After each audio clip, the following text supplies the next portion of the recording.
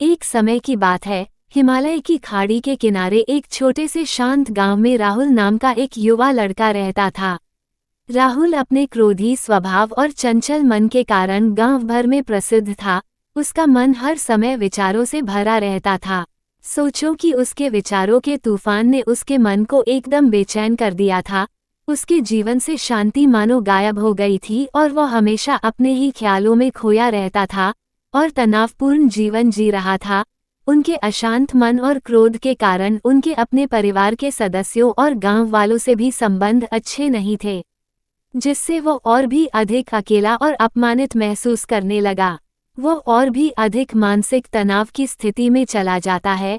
एक समय की बात है, राहुल अपने गांव की गलियों में घूम रहा था। तभी उनकी मुलाकात एक बौद्ध भिक्षु से हुई जो एक पेड़ की छाया के नीचे ध्यान में बैठे थे। बौद्ध भिक्षु के चेहरे से निर्मल शांति की आभा झलक रही थी। इस असीम शांति में राहुल बौद्ध भिक्षु की ओर आकर्षित हुआ। जब राहुल बौद्ध भिक्षु के करीब आया तो उसे अपने आसपास एक सकारात्मक ऊर्जा का एहसास हुआ। भरत को एहसास हुआ कि इस असीम शांति और सकारात्मक ऊर्जा का स्रोत कहीं न कहीं इस बौद्ध भिक्षु के भीतर ही है, इसलिए वह वहीं बैठकर उसकी आंखें खुलने का इंतजार करने लगा। थोड़ी देर बाद जब बौद्ध भिक्षु की आंख खुली तो उसने एक युवा लड़के को अपने सामने बैठा पाया, जो बहुत तनावग्रस्त और नकारात्मक भावनाओं से भरा हुआ लग रहा था। राहुल ने बौद्ध भिक्षु की ओर उदार भाव से देखा और बहुत विनम्रता से कहा, मालिक, मेरा मन बहुत अशांत है और मेरे मन के विचार मुझे खाए जा रहे हैं। मुझे एक पल के लिए भी शांति महसूस नहीं होती। क्या आप मुझे सिखा सकते हैं कि मैं अपने अशांत मन को कैसे शांत करूं? बौद्ध भिक्षु ने राहुल की पीड़ा को समझते हुए करुण दृष्टि से देखा और कहा, मेरे प्यारे बच्चे, मैं तुम्हें एक कहानी सुनाना चाहता हूँ। इस कहानी में मानसिक शांति और खुशी के रहस्य छिपे हैं। क्या आप कहानी सुनना चाहेंगे? राहुल ने हाँ में सिर हिलाया और पूरी एकाग्रता से कहानी सुनने को तैयार हो गया। उनके अंदर जिज्ञासा चरम पर थी। वो कहानी सुनने को बेताब था। बहुत समय पहले की बात है, एक नगर में शक्ति नाम का एक आदमी रहता था। शक्ति बेहद महत्वाकांक्षी व्यक्ति थे और उन्हें हर काम में लोगों से मदद की जरूरत पड़ती थी। यदि उसे किसी से असफलता और बुराई सुनने को मिलती थी तो वह गहरी चिंता और तनाव में चला जाता था। उनका मानना था कि सफलता और भौतिक शक्तियां वांछित खुशी देंगी, लेकिन वह जितना सफलता और प्रशंसा के पीछे भागता था उतना ही मानसिक तनाव में डूबता जाता था। लेकिन अचानक शक्ति का सामना उस समय के मशहूर बौद्ध भिक्षु से हो गया, जिसका नाम महाकौशल था। महाकौशल अपने शिष्यों को ध्यान की शिक्षा देते थे और वह स्वयं एक बहुत ही ध्यानमग्न और प्रबुद्ध व्यक्ति थे। महाकौशल की अद्भुत एकाग्रता से प्रभावित शक्ति ने उनसे अपने भटकते मन को शांत करने का उपाय जानना चाहा। शक्ति ने कहा कि महंत में हमेशा सफलता के पीछे भागता हूँ और लगातार अधिक हासिल करने की कोशिश करते हूँ, फिर भी मुझे कोई क्षणिक संतुष्टि या आत्मसंतुष्टि नहीं मिलती। इस निरंतर बेचैनी के बीच मैं शांति कैसे पा सकता हूँ? बौद्ध भिक्षु ने करुण दृष्टि से उसकी ओर देखा और उत्तर दिया, आपका मन एक अशांत नदी की तरह है जो हमेशा बहती रहती है। आप कभी भी शांत नहीं रह सकते, इसलिए इस अशांत मन को शांत करने के लिए आपको अपने विचारों को बिना किसी रुकावट के जाने देने की कला सीखनी होगी। शक्ति को आश्चर्य हुआ और उसने पूछा कि मैं अपने विचारों को कैसे जाने दूं? आखिर मैं भी तो अपनी इच्छाओं और महत्वाकांक्षाओं से बंधा हुआ हूँ। ये सुनकर बौद्ध भिक्षु मुस्कुरा दिए। बौद्ध भिक्षुक कहा, कल्पना करें कि आपके हाथ में पानी का एक गिलास है। अब आप इसे जितनी देर तक पकड़कर रखेंगे यह उतना ही भारी होता जाएगा, और अगर आप इसे काफी देर तक पकड़े रहेंगे तो आपके हाथ में दर्द होने लगेगा। लेकिन अगर आप उस पकड़ को ढीला कर दें और छोड़ दें तो आपका बोझ खत्म हो जाएगा। राहुल ने पूरी कहानी और उसका संदेश ध्यानपूर्वक सुना। वह समझ गया कि अपने विचारों और इच्छाओं से चिपके रहने से उसका बोझ बढ़ जाता है और अंदर ही अंदर अशांति पैदा कर देता है। अब राहुल को कहानी का अंत सुनने की उत्सुकता से प्रतीक्षा थी। कहकर बौद्ध भिक्षु ने कहानी जारी रखी। एक बौद्ध भिक्षु की बात मानकर शक्ति ने विचारों को त्यागने का अभ्यास शुरू कर दिया। वह बिना किसी पूर्व निर्णय के अपने विचारों और भावनाओं को आते और जाते देखता था। अब उसने विचारों को पकड़ना बंद कर दिया था। विचार उठते थे और अपने आप चले जाते थे। धीरे धीरे उसे यह एहसास होने लगा कि उसकी इच्छा और भावना ही सभी दुखों का कारण है। जैसे जैसे शक्ति ध्यान में गहरे उतरते गए, उन्होंने पाया कि वर्तमान में जीना ही आंतरिक शांति का एकमात्र स्रोत है। वो खुद को वर्तमान में स्थापित करके अपने मन की निरंतर बकवास से छुटकारा पा सकता था। धीरे धीरे शक्ति का मन एक शांत झील की तरह हो गया जो बाहरी दुनिया को अपने अंदर प्रतिबिंबित करती है। उन्होंने जीवन की सादगी में संतोष को अधिक महत्व दिया और भौतिक संपत्ति के प्रति अपना लगाव छोड़ दिया। जैसे ही शक्ति में ऐसे बदलाव की खबर लोगों के बीच फैली, दूर दूर से लोग मार्गदर्शन लेने आने लगे।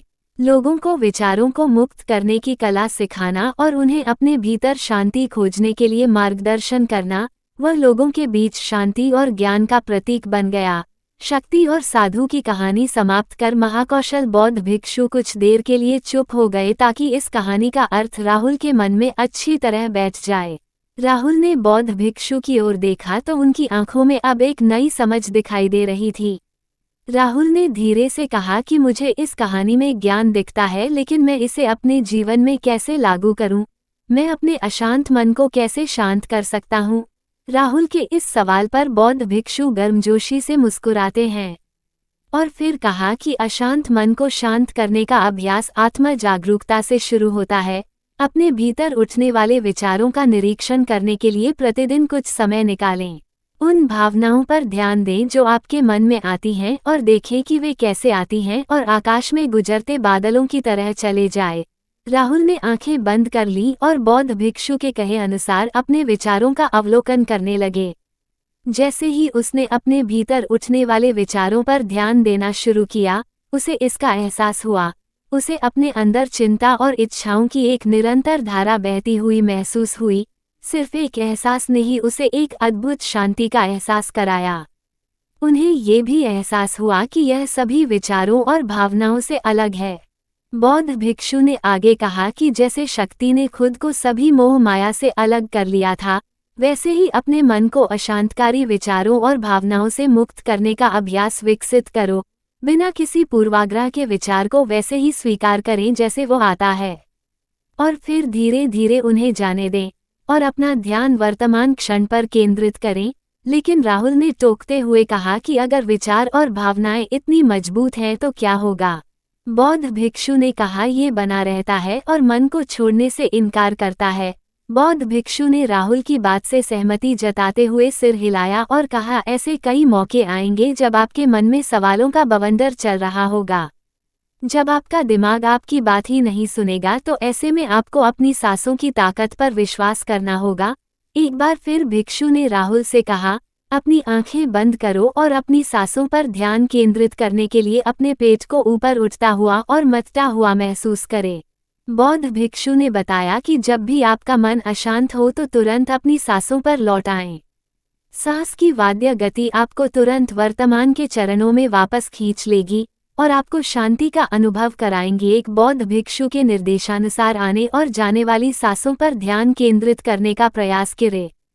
इस छोटे से व्यायाम से उन्हें मानसिक शांति का अनुभव हुआ। उसे याद आया कि उसकी सांसें हमेशा उसके साथ थी, जो उसे वर्तमान क्षण की याद दिलाती थी, आराम और शांति लाती है। राहुल के इस विकास को देखकर बौद्ध भिक्षु मंद मंद मुस्कुराए और बोले, मेरे प्रिय, बेचैन मन को शांत करना एक ऐसा अभ्यास है जिसमें बहुत प्रयास और दृढ़ इच्छाशक्ति की आवश्यकता होती है, क्योंकि लगातार व्यायाम से मांसपेशियां मजबूत होती हैं। उसी तरह नियमित अभ्यास से मन भी शांत होता है। स्वीकृति में सिर हिलाते हुए इस बौद्ध भिक्षु को धन्यवाद देते हुए उन्होंने वादा किया कि आज से वह अपने अशांत मन को शांत कर सकेंगे और अपनी गैर शक्तियों को मुक्त कर सकेंगे। बौद्ध भिक्षु ने राहुल के कंधे पर हाथ रखकर कहा, मुझे आपकी क्षमता पर बहुत भरोसा है और आपको जल्द ही आंतरिक शांति मिलेगी। लेकिन याद रखें कि यह आसान नहीं होगा, लेकिन अगर आप दृढ़ इच्छाशक्ति और खुले दिल से प्रयास करेंगे तो आप निश्चित रूप से वो शांति पालेंगे जो आपके अंदर है। उस दिन से राहुल अपने अशांत मन को शांत करने का प्रयास करने लगा और हर दिन ध्यान करने के लिए एक अलग समय निर्धारित किया।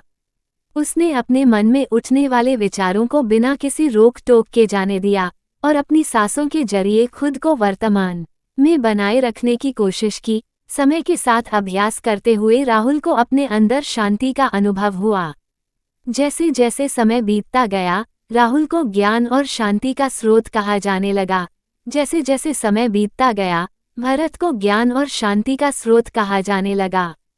ग्रामीण अपने अशांत मन को शांत करने के लिए राहुल के पास आने लगे। बौद्ध भिक्षुओं के शिक्षक दूसरों की मदद करते समय आत्म जागरूकता की शक्ति साझा करते हैं।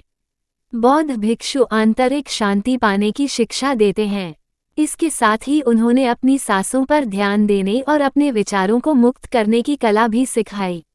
ऐसे निवासियों का विकास हुआ और उन्हें मन की अमूल्य शांति मिली। बौद्ध भिक्षु की शिक्षाओं और राहुल द्वारा संचालित अभ्यास के माध्यम से विचारों को त्यागने और वर्तमान में जीने की कला दूर दूर तक फैल गई। उन्होंने कई लोगों की जिंदगी बदल दी और जैसे जैसे समय बीतता गया, उनकी जिंदगी और भी बदलती गई। राहुल का शांत प्रभाव उसके गांव की सीमाओं से परे तक फैला हुआ था। आसपास के गांवों और शहरों से लोग राहुल के परिवर्तन की कहानी सुनते थे, उनसे सलाह लेने आते हैं।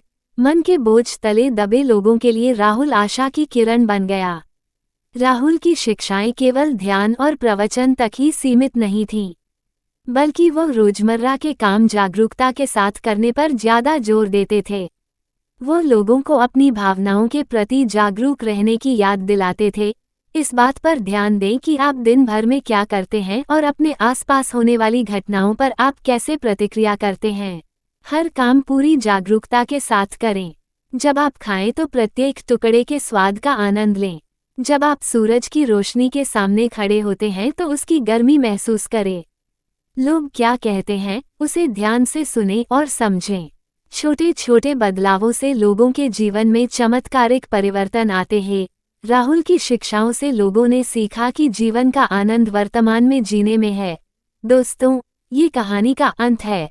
मुझे आशा है कि आपने इस मोटिवेशनल स्टोरी से बहुत कुछ सीखा होगा। आपका कीमती समय देने के लिए बहुत बहुत धन्यवाद।